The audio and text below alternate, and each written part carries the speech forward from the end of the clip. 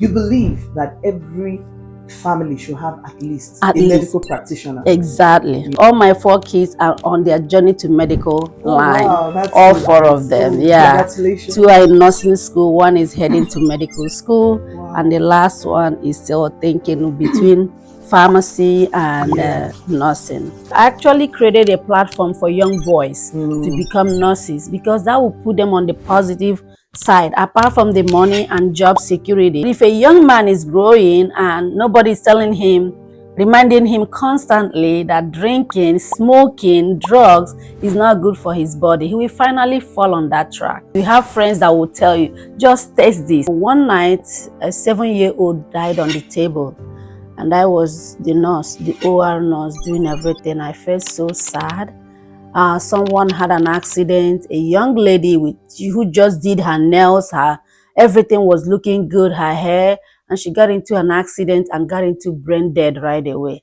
The family donated everything, and I was like, human life is nothing. While we are alive, we have to take care of each other and take care of ourselves. Can you please introduce yourself? Let's meet you in a few seconds. Sure. Good morning, and thank you for bringing me here. My name is Dr. Juliet and my middle name is Chinwendu, meaning God owns my life, and I really love that name so much. I'm from Ajabo, small village, Ajabo in Omona town, Nanimo LGA, Imo State, Nigeria. And I am a doctor of nursing practice. We call it DNP, which I completed last year, 2025. Wow. Yeah. Congratulations. Thank you. I can call you Dr. Juliet. Yes. Wow. Yes. That's good. You have earned it. So my question to you is, why did you decide to come to the US? Because I know that you are originally from Nigeria. Yeah. So what was that? When did you make that decision that, okay, I want to be in the US? So, after high school, people started coming to me for marriage, and I didn't want to get married at a young age. But I had so many suitors, like every now and then there are 10 people coming to our house. They think you're a young lady, you have a good character, you have this, you're from a good family. And I decided not to get married. My goal was to go to law school. My father was a teacher, my mom was a teacher too. And teachers are well respected in our area. So I decided to do something higher. So I said I would become a lawyer to defend the less privileged in Nigeria. But that dream didn't come that way. So all of a sudden, a marriage came to me from the United States. A guy came, and all my people, my cousins, we were like, I supported you to go to school first. I wanted to be a lawyer first. They're like, no, go for this marriage. Everybody was like, yes, this guy is from a nice family, this and that. I wasn't sure of what I was, hearing, but I got into that marriage, and that brought me to the United States. Oh, okay. Was married at Yes, in 2003. Yes. Wow. I wedded in 2002, 2003, I had a baby, and then after that I came. After 6 months of giving birth to that baby, on arrival to the United States, it wasn't something that I expected. It was so lonely. It was so deserted. I didn't like it. I was so upset to myself that I would have taken a suit of those nice guys from Nigeria and stay back there. I regretted my life for some times, and then I said, no, I can't still dwell on this. I have to make a change. Then I decided to go to school. And then I had another baby, and another baby, and another one. Oh, wow. So before 5 years, I have my 4 kids, which was so back to back. And all the voices I was hearing is like, you can't go to school again, you are stuck. That was it, that your inner voice from people, but from my inner voice, I know that I can go to school. Yes, because I thought that in Nigeria I was doing well. I was doing very well in Nigeria. I was academically, socially, I was very good. I was a chapel prefect in my school. I was a prayer leader for the youth. I was doing so many things. I said, why would people think I cannot go to school here, medical or nursing or pharmacy? And because I changed my mind from law then to some medical. Is there a reason why you changed your mind from studying law to? Yes, my partner was a teacher when I came in. And from his experience, I didn't like what I was hearing about teachers. Kids don't respect teachers. And law here is kind of complicated. So I said, you know what, let me do something that can help me serve God the way I wanted to. Because I always wanted to use my law to help the less privileged. But now I decided to go into medical. But what drew me closer to that was somebody found me a small job in a rehab center, Kessler Institute for Rehab. So I went there, and after working for a few days, I fell in love with that job. I said, oh, I can give more in this because career. About helping people. Yes, what you always wanted. Yes, I wanted to help. Yes, because my mom was like that. People come to our house to eat. I see her. She's an open door lady. Everybody comes in and they grab whatever. So I decided to do more of that. And then I started with the nursing journey. It wasn't easy at first. It wasn't easy, going to school with kids. Then I decided to do part-time job in Kessler. I remember one time I went to do physical to fill out my schoolwork, and I went with my kids because there was no babysitter around 5 p.m. in the evening. And the doctor asked me, are these your children? I said yes. And you're in school full time? I said yes. And you're working weekend? I said yes. Wow. He said, do you want to die? I said no. I am not going to die. I'm going to live. Yeah. Yes. And I like that, the right word. Yes. Yeah. Yes. So I told him I'm not going to die. This is temporary. Yeah. And today I work in the same office with that doctor. We always talk about that. I said, do you remember my physical? We give each other a report. Oh my God. Yes, we work in the correction and we talk about it all the time. And all the ladies, we crack jokes and they're like, yeah, that's a lady that wants to succeed in life. So I told him I didn't want to die, and I didn't die. I succeeded. Yes, and of course you will not die. Yes. Live. Yeah. And I'm so happy that, it's so inspiring to see that you pushed beyond boundaries. Yes. Because I know that when you really come here, it's different. It's really very different from Nigeria. Yeah. Nigeria. Mm-hmm. Yeah, really different. So what was a culture shock for you when you newly came in here? The number one is the respect part of it. So in Nigeria, when children see elderly, you greet them, with title, good morning, ma, good morning, sir. Yes. But Americans are more informal. Even young kids can look at the older person and said, hey, Ernest, hey, Juliet, just like that. So they were trained that way. But Nigeria, even in greetings, you can prostrate while greeting an elderly person. Yeah, there is more respect in Nigeria than here. And another shock is the independence of this place. Here is like more structured, and a lot of everybody is independent. You have to walk your way through, which is not the same in Nigeria. Wow. Yeah, Nigeria is kind of a men's world. Women don't have right much, but here is not the same. Yeah, which is good. Yeah, so it's just like that. Yes. So were there seasons, because you were talking about the fact that you had 4 kids. I mean, I just imagine having 4 kids, 4 personalities, and then you're going to school. You are a mom. You are a wife. You are a student. How did that play out? How was that for you? It was a lot to me. I was always trying to give up to myself. In 2010, I was at Seton Hall University, and a class that I was doing well came, I kind of failed the class at the end of the semester. Wow. I got a C- to a class that I was making A. And that really broke my heart. And I had my last baby then. We went to the professor. Everybody looked at it and said, oh no, this shouldn't happen. It was just a presentation I made, and I got a picture from YouTube, and the professor was like, oh, you didn't cite it and you didn't mention it. I said, I mentioned it, but nothing changed that. I failed that class with C-, and I was so broken. I stopped going to the school. I prayed, and then I switched to another school.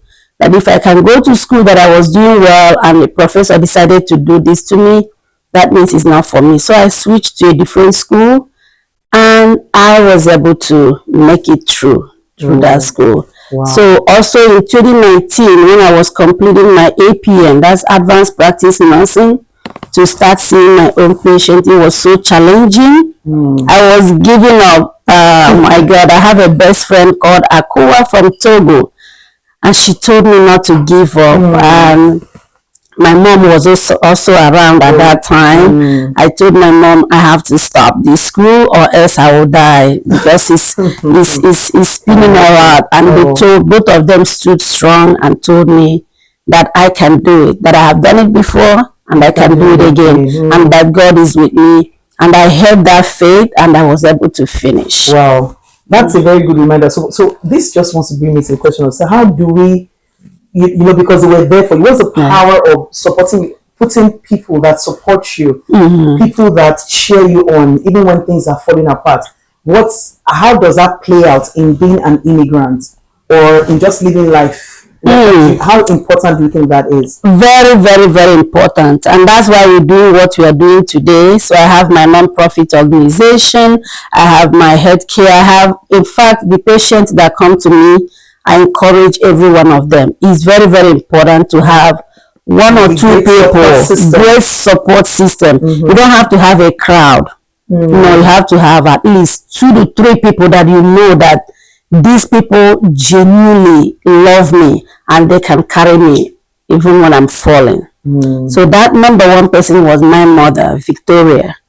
She passed last year. Oh, I'm so sorry. Yeah, but she worked. Thank you. She worked diligently. She was always encouraging me. Even when I was called in the city to serve as a board of health member, I said, I don't want to do this because they're going to push me to go and do doctorate. And my mom was the first person that said, that was good. You can do it. Go ahead. I was like, she was going to back off, but she said, go ahead and do it.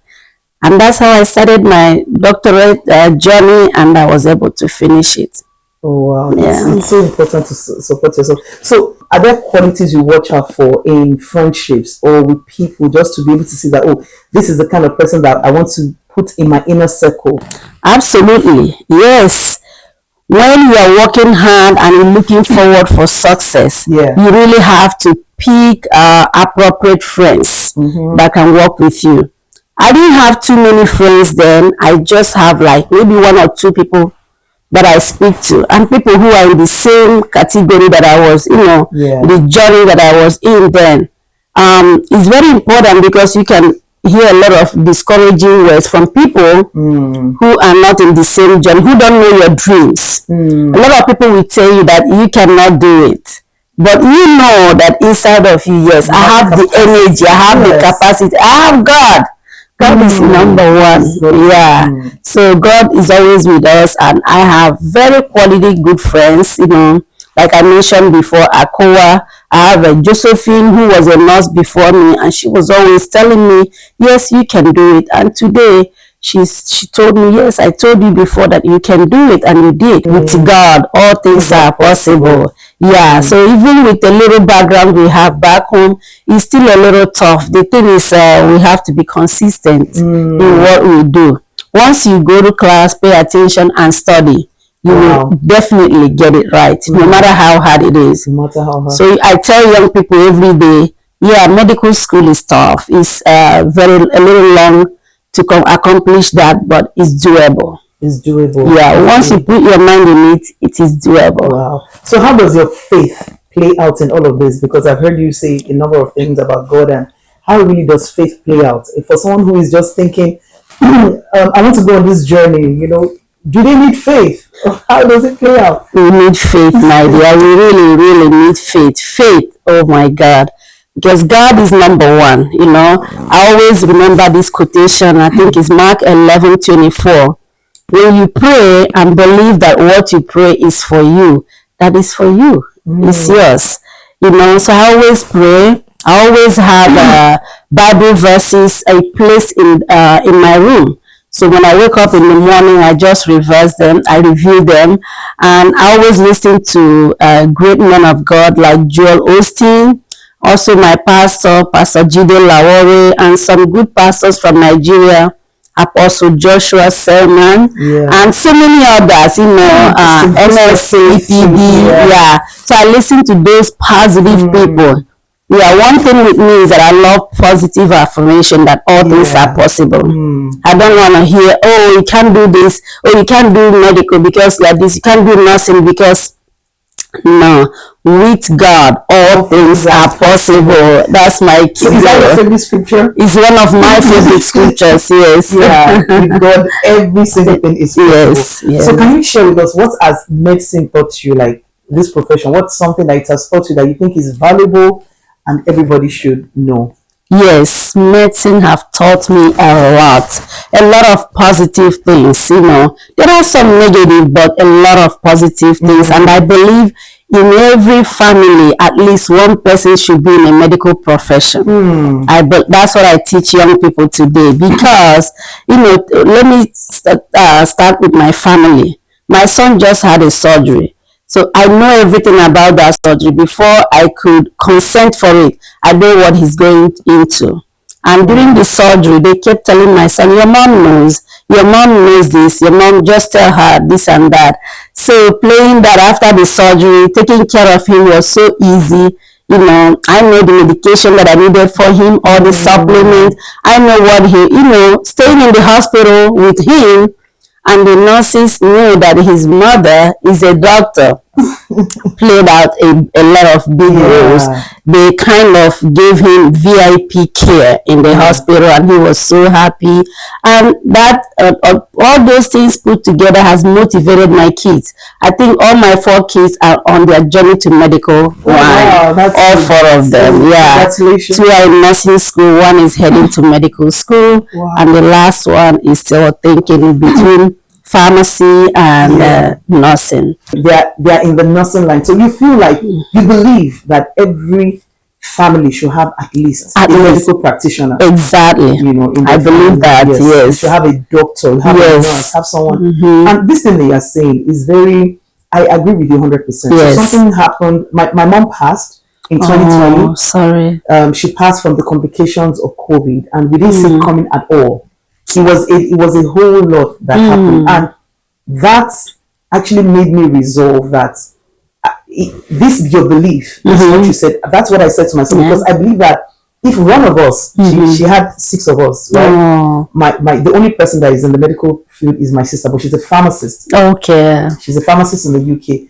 But if one of us was like a medical doctor, I don't believe my mom would have passed, or even a nurse. I know. Because a lot of things happened that should not have happened. Yeah. We didn't know how to advocate for ourselves. We didn't know how to ask the right questions. We were asking the questions, but they were not the right questions. And we're not even taken seriously. I know. Remember that COVID, everybody was scared of COVID. They really didn't know what it was about. It was like a mystery. But I believe that if we had asked the right questions, if we had enforced and advocated for ourselves more, my mom probably would have been alive. So I agree with that, because they learn to ask the right questions. They sit up. Yeah, that's when you talk about the VIP. And when your colleagues as doctors, when they see you as a doctor and your mother is sitting there, their approach is different. That is why I said every family should have one medical profession. I remember when I used to work in Kessler, when I'm getting report in the morning is, hey, this patient, his son is a medical doctor. Please get him ready on time. Make sure he gets his medications. So we give them early care and best care, because their kids are what? Doctors, nurses, pharmacists, some lawyers. So they are given, better care earlier. And then when they come, they know the medications. Like when I walk into my son's room, the first thing I look at the IVs he's getting. I know all the IVs. One of the nurses that just walked in to take report, she's like, I was telling them what to do for my son for the night. And she's like, oh my God, you know everything already. She didn't know my profession. And she's like, I can imagine you may be a doctor or a nurse. I said, you're right. You're right, so we take it from there. So I believe every family should have one medical personnel. It has so many advantages, you can just call. They just call you, I'm feeling so and so. Or call your doctor to write flagyl for you.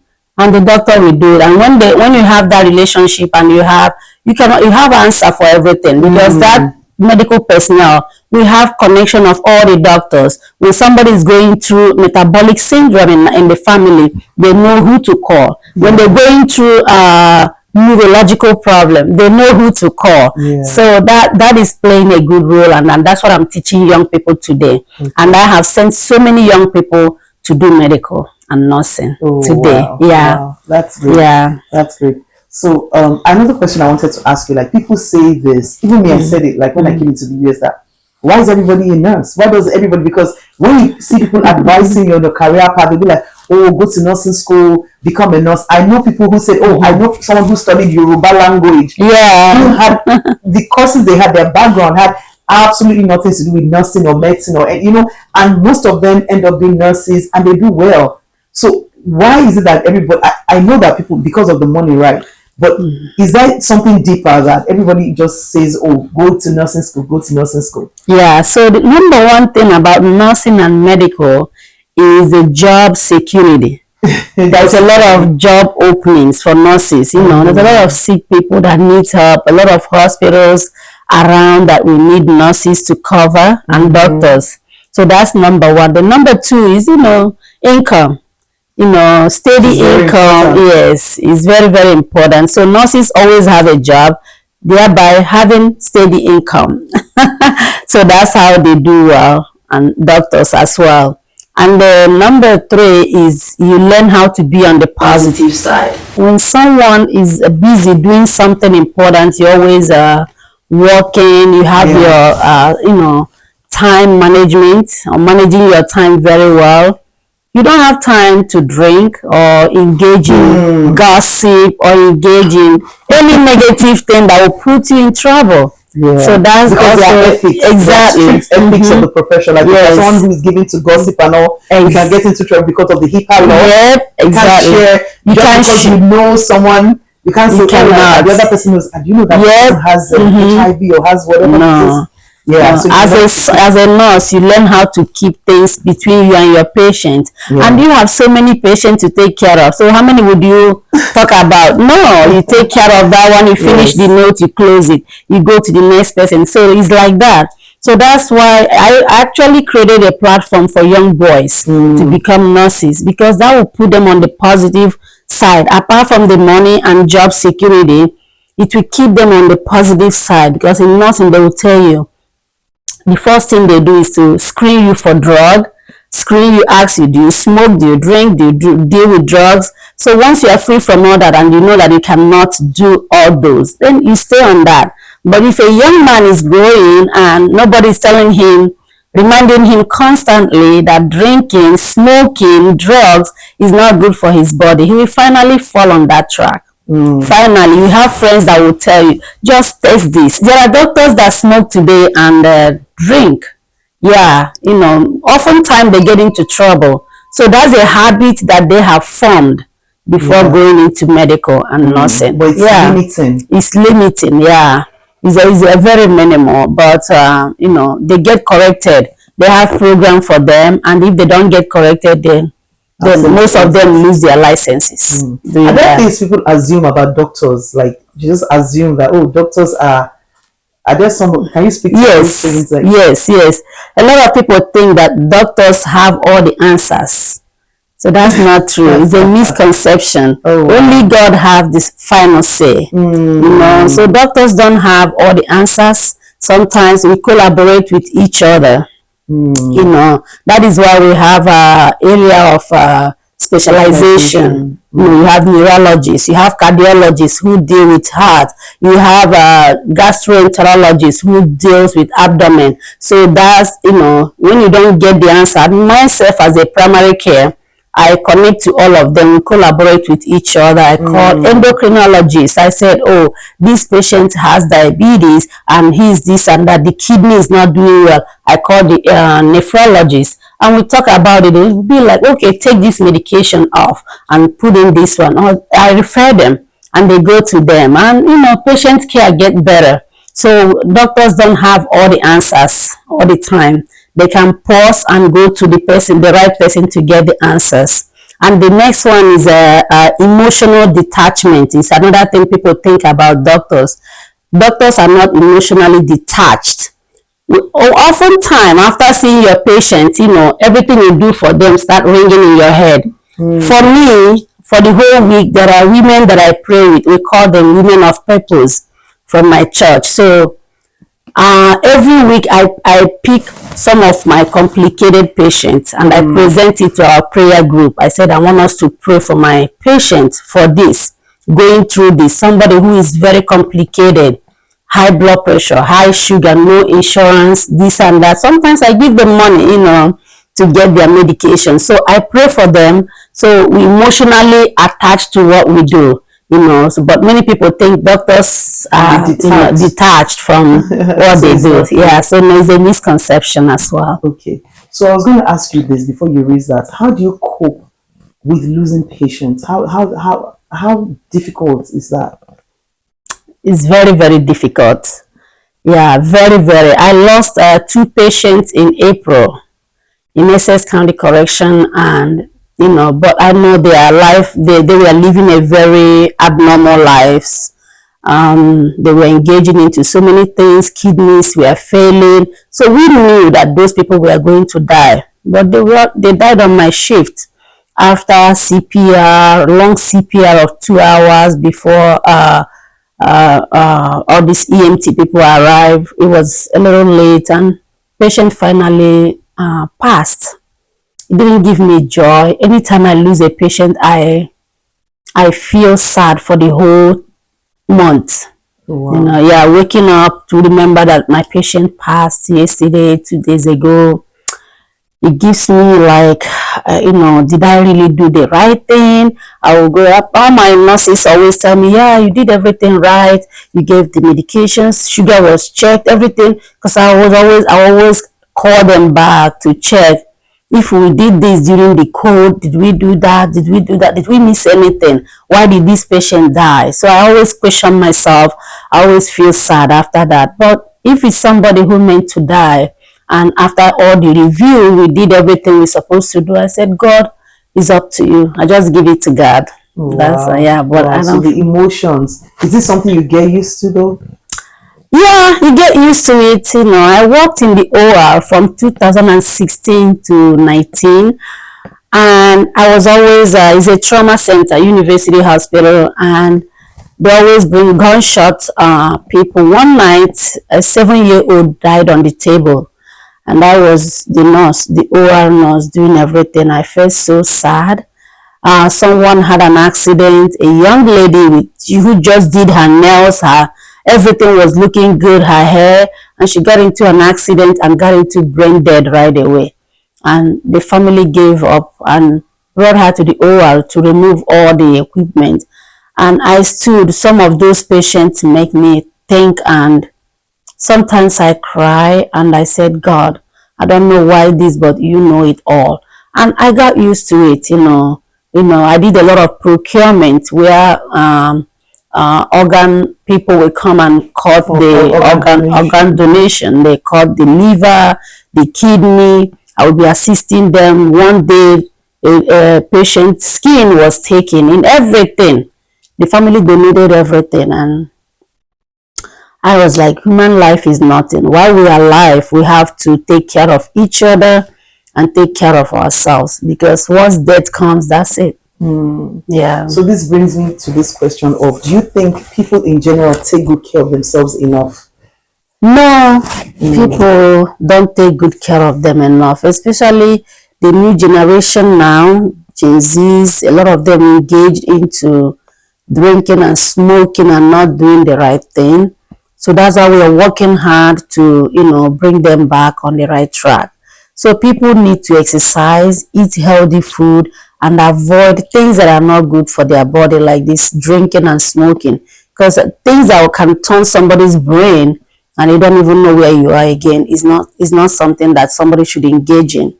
On my coming here this morning, I actually saw a young man, maybe in 30s to 40s, fell on the street. I think he just smoked something and he didn't know where he was. I stood watching him for like 3 minutes. I tend to go closer. Then I saw that he's manifesting withdrawal symptoms from unknown substance. So I said, this is why we are teaching young people every day. I do a lot of teaching on Zoom, reminding them that it's not good to engage in all these things, and I would like us to continue it. Oh wow! So is it like you have like a charity or something, or you do that you? Yes. Okay, can you talk about what you do? Yeah, I have a non-profit organization. I built it after the death of my mom to just help people, especially young people. This generation, I really want to empower them. It's called Empowerment Global, Victorious Empowerment Global, and we want to make sure that we reach we want to reach the young generation to, create awareness that, to be on the right track is the best thing for them, to live healthy, to avoid anything that will put them in trouble. Because it looks like a lot of young people we see now, they don't really have mentorship.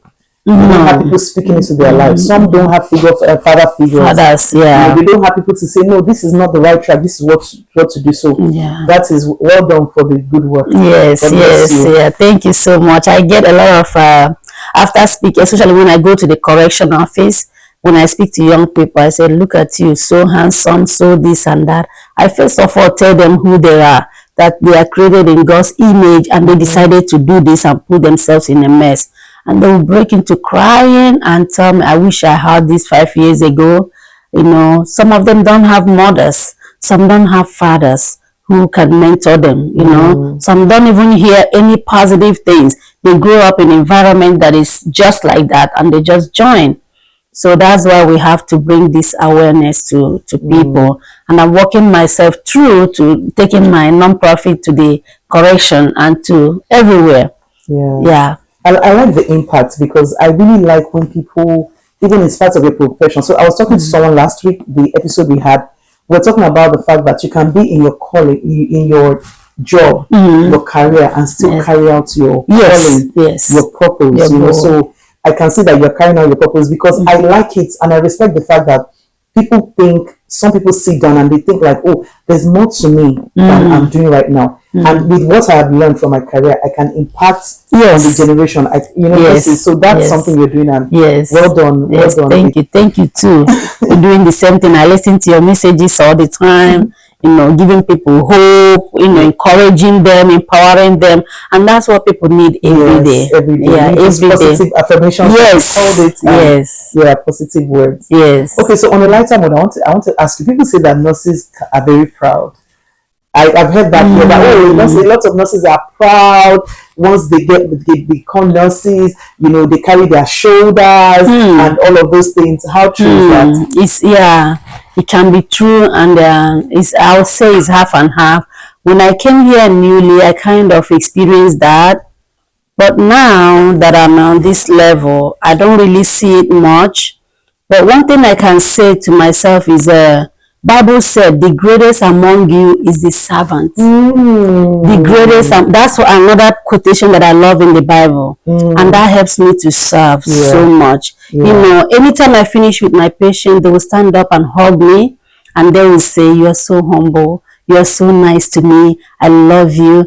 And I really love that. It's not medicine, it's not the physical ibuprofen, Tylenol that you give to people that makes them feel better. It's how you treat them. It's how you accept them. It's how you talk to them. Some people, I know some nurses can talk patients down. It's also more in Nigeria, where we came from, and we are trying to establish something there to teach them how to treat people. So it's not good to tell a pregnant patient, did I pregnant you? Because go and say that stuff like that. We just want to teach positive caring to our environment, so people can get healed. So my calling is I want people to see Jesus in me. Like when they see me coming, they feel good, they feel better. And I receive a lot of testimonies from our patients that they got better. Even people who are diabetic, there are people who are not sick, and they come to see us because they don't know what they are feeling. The environment is spinning. They don't know what is going on. Only to sit down with them for 10 minutes and bring positive affirmation, changes their life. They come back, follow up in a week, and they look so different. I tell them, when you come in, if it's a lady, put on your makeup, dress like you're going to church, okay? And they do that, and once they start doing that, they start feeling better. Yeah, I'm known as also, I tell them, put on your best suit to come and see us next time. And when they come, they cut their hair, do everything nice, and the first thing, doctor, did I look good? I'm like, yes, this is what I want to see. Yeah, so how we treat people, matters. How we treat them. It matters a lot. It matters a lot. Okay, that's really very good. So I was going to ask you, how do you manage stress?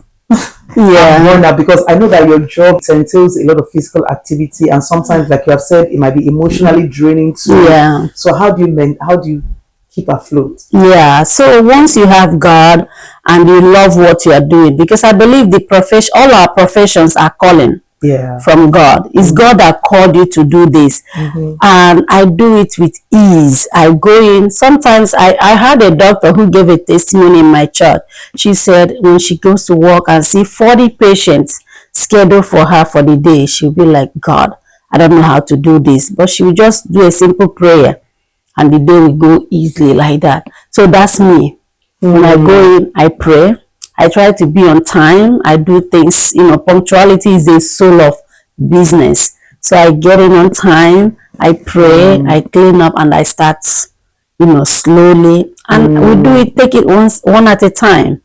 Even when patients are rushing or struggling, I'll tell them, I'll get to you right now, and I'll do it, we'll do it, and everything will go smoothly. And sometimes people will warn me, I see some difficult patients in your schedule, so be careful. And I say, don't worry, I'll pray. And those difficult patients are walking in, the first thing I hear, oh, thank God I'm seeing you today, Dr. Juliet. Now I feel good. They told me that if I see you, I will feel good. That makes me feel so good. And I will sit down, I will explain everything to them, and we'll take it from there, and everything comes easy. Oh, wow. Yeah, so it gives me joy. Your personality too, like very sweet, calm, so that comes into play. Yeah. Okay, so what would you say to someone who is thinking and, like trying to make a life decision? Maybe they've relocated and like, okay, is this nursing thing for me? Is this what I should do? What would you say to that person? I'll tell the person yes. Yes, the person shouldn't even think twice. The person should come close to me so we can talk. Yeah.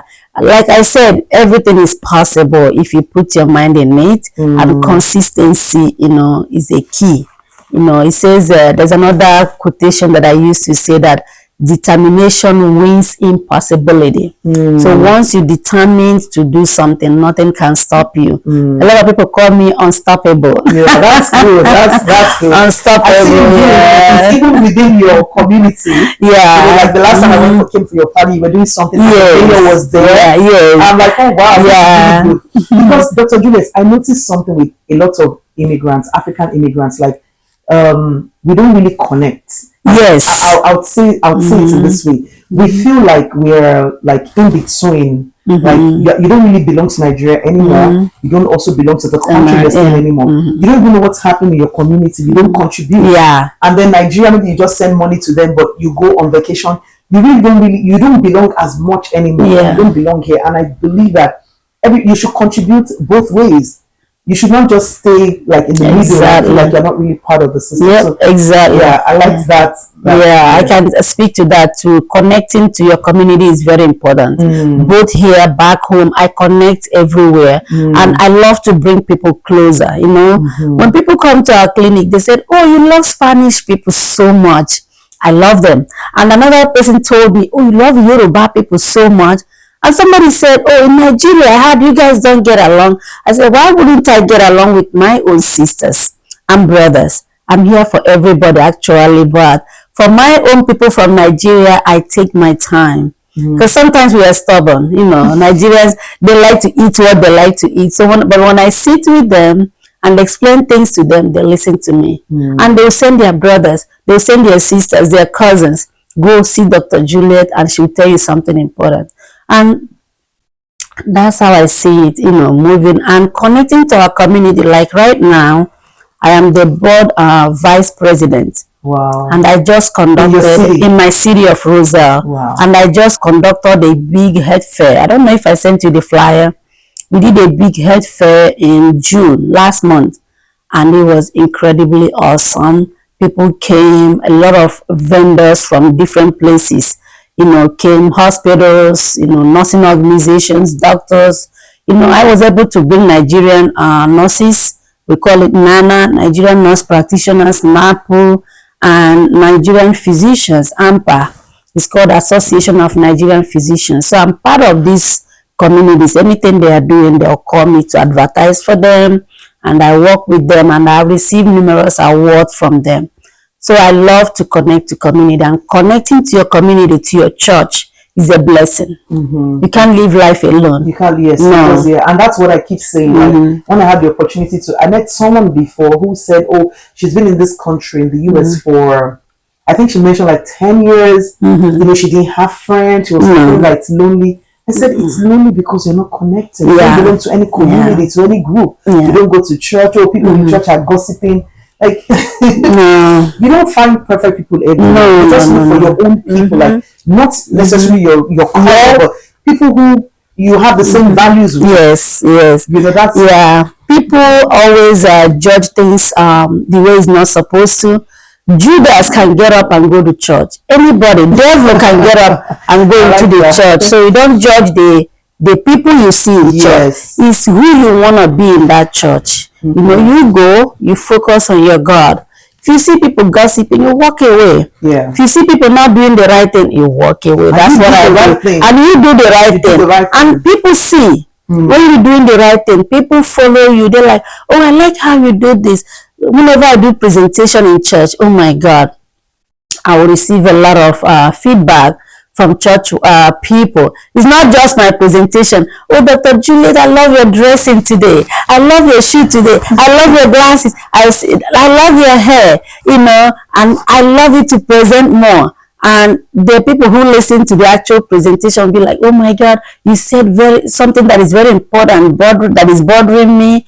And I was able to learn from that. So those things put together, connection is very good. It's very important. We need to connect. So how do people connect in terms of like, for what you do, like in Roselle, you are very strong in your city, you do a party, you can even invite the mayor of the world. So a lot of people don't know how to even start that connection within their community in the diaspora where they found themselves. So what would you say to that? How do you start? Yeah, so the number one thing is to pay attention to your environment, So we put flyers everywhere. If you see a flyer and you think it's something about health, just, take a picture, attend. If it's in the church, just attend, listen. You don't have to contribute at the first. You just keep coming, showing up, coming, connecting. If you see somebody, if you know like you know me, you can come here and ask me, Dr. Juliet, what is this that you guys are doing? Then I will explain, Like I found this group of women, 2010, I didn't want to associate with women's group because I had a little experience. I saw a little drama with women in a church. I withdrew. And when I found myself in Agape House of Worship, I see a group of women. They call themselves Women of Purpose. Number one, I love the name because we are purposeful women. And what they do is real. I've been with them since 2016. No drama. I'm not saying there is no dramatic person there, but there is no drama in this group of women. They empower each other. They embrace each other. They always text me, oh, Dr. Juliet that does the best thing. I'm like, no, don't hype me too much, So these women encourage one another. And that's how it's supposed to be. I love to encourage women to grow. Women go through a lot anyway. We have to encourage each other. We have to love. Without love, we can't get anywhere, But if you see your fellow women, you embrace them, call them, bring them together and teach them how to even love themselves. A lot of women don't love themselves, and men, maybe that's why they behave the way they rely on a man to love them. You have to love yourself first. Even know you know your worth, carry your shoulder high. Then a man can love you on top of that. But if you're expecting that a man will love you 100% carry you up. It's not going to happen. Or a woman, vice versa. So everybody should take care of him or herself, and stand on the right ground. Yeah, that's solid ground. Jesus Christ. Okay, so as we begin to round up, I just wanted to ask you a few more questions. What would you say to your younger self?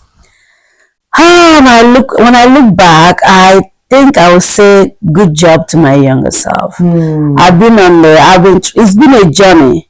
It's not a sweet life. It's been ups and downs.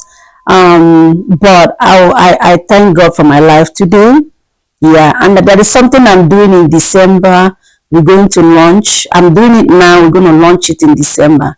There is a health center in my town that they don't have back home in Nigeria. Because as a health member, I do here and I do back home in Nigeria. So this health center, there is no lab. When people go there, they just treat them malaria, they treat them typhoid, they treat them different things without running a lab. So we're initiating a lab that we're going to launch and open in December. So that will give me joy. With the little things I have done in my city, I've done a lot of nice little stuff.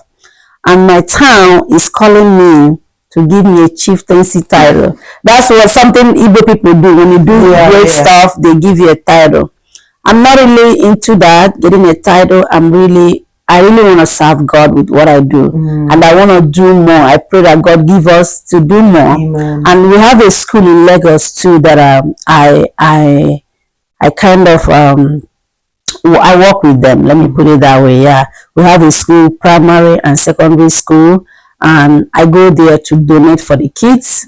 I did a Christmas party for them last year. That's so good. So all this little love that you give to young people, that's what they remember forever. Yes. Yeah. I think it's very good. Like especially Christmas, I try to start an initiative Christmas. Yes. Give to people, especially. I've been doing that because even here, I know that a lot of people do that. They need people during Christmas, much more back home. So, and that's what I'm still saying about the fact that we should not just stay in the limbo or feel like we don't belong. Like there are some things you could do here, there are some things you could do back home. But that balance, we have we have dual citizenships. There are things you have to do. You can't just stay on your own and feel like that's it. You don't. That's good. So, any health tips? Yes, I would tell everyone that is listening to us today to stand on the healthy ground. What are those things? A little bit of exercise every day helps our body. It helps with circulation. It helps with the mood. Exercise helps with our mood every day. Eating healthy is very important. We don't, eat things that will destroy our bodies, like too much salt, too much sweet stuff, soda. We have to cut down on those things. We have to eat in moderation, okay? We eat small carbohydrate, veggies, fish, chicken, just eating healthy is very important to our body. Also, avoiding things that destroys the body, like I mentioned earlier. Drinking alcohol, minimal is okay, just a little bit once a week is fine. But drinking alcohol, smoking, any kind of smoke that goes into the body destroys. Yes, it destroys the organs. It destroys the lungs, connect to the heart, and it start messing the whole system up. So smoking, drinking, drugs, we have to avoid. All right. So number one healthy tips is eating healthy, engaging in exercise, avoid things that are not good for our body, and healthy relationship. Healthy relationship is another one. We have to connect, like we said earlier. If you're in a relationship with a man or woman, just make it lovely. Don't expect the next person to do the best for you. Always bring positive into that relationship to make it work.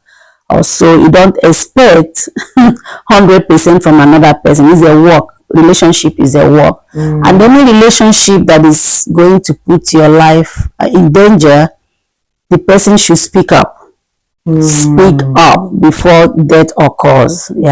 Those are my health tips today. Speak up before death occurs. Yes. A lot of people, especially within the Christian community. Yes, we are losing a lot of because of shame. Shame. You don't want to be shamed, and then also because some pastors want them to keep Yes, their homes. yes, yes. Like, because God instituted marriage.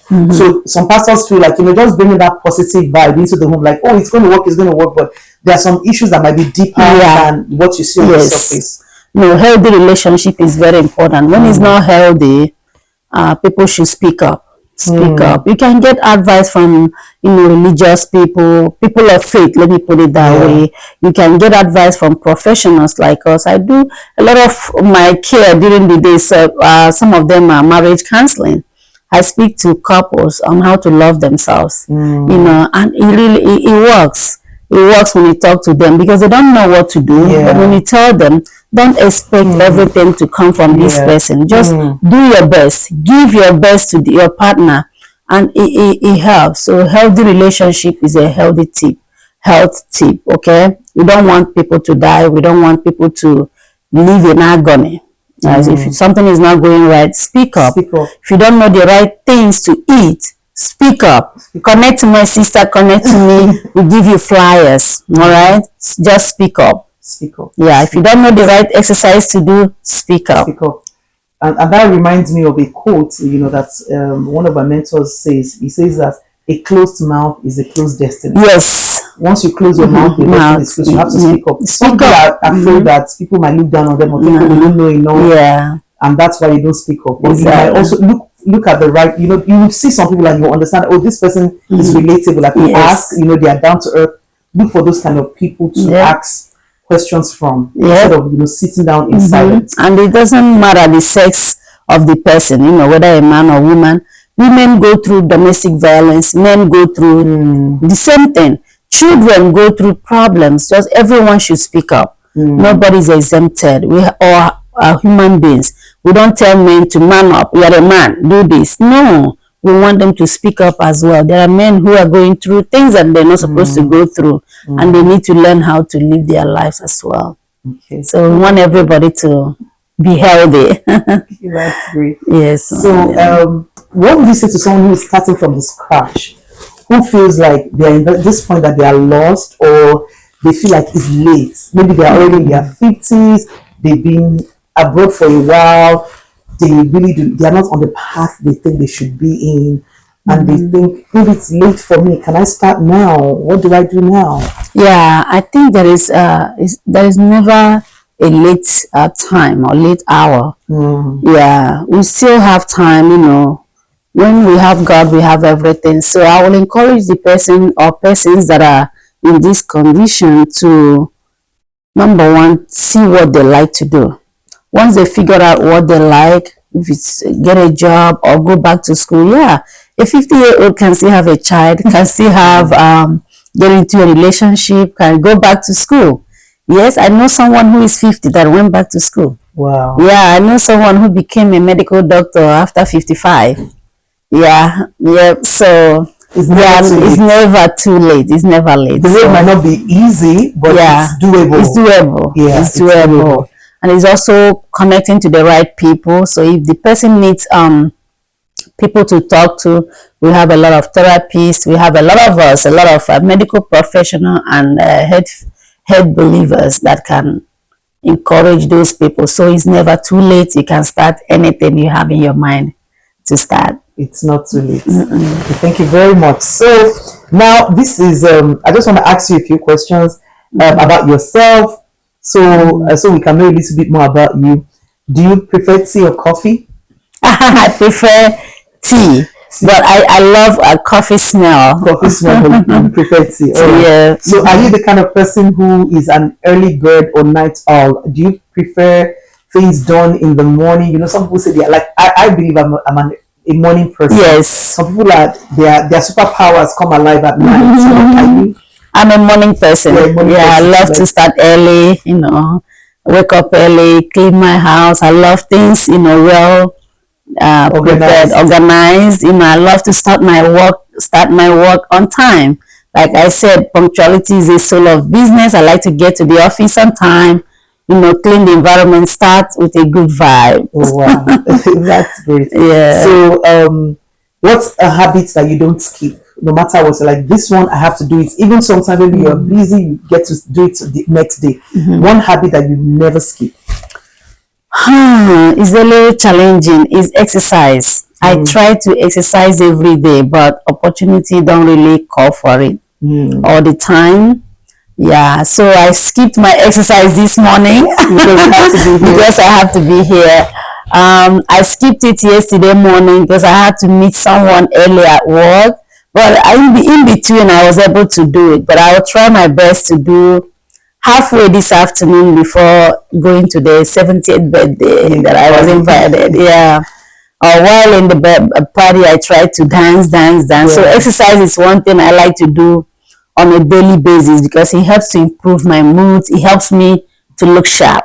Okay. So if you were not a doctor or if you didn't go into the nursing field, what else? I mean, you said law, but what else would you have done? Like, yeah, I love teaching. I think teachers are very diligent in what they do. And I know you're a teacher, right? I love teaching. My father was a teacher. My mom too was a teacher. In my place where I came from, teachers are well respected. Wow. And I think they do the right thing. I love teaching. Yeah. Okay. So and I think I'm actually a good teacher. Yeah. I actually teach at the Hudson County College. I'm teaching this fall. I started 2 years ago.